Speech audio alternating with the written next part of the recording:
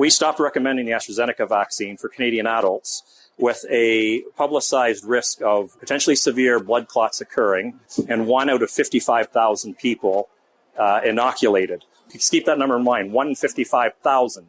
So now to put it in perspective, in Ontario, we recently stopped recommending the Moderna vaccine for young males in Ontario because of it causing myocarditis, which is heart inflammation, at a rate of 1 in 5,000. Instead, we recommended the Pfizer vaccine for these young males because it was supposedly, much safer with a 1 in 28,000 incidence.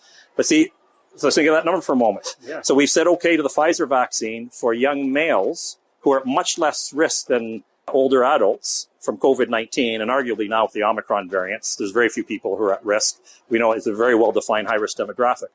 So these people, these young males, are at very low risk from the disease, but we're giving them a vaccine that could cause a very serious side effect, and 1 in 28,000 was what was publicized. We shut down the AstraZeneca program for causing a problem in 1 in 55,000 people. Well, we know they don't have the safety profile that was initially advertised.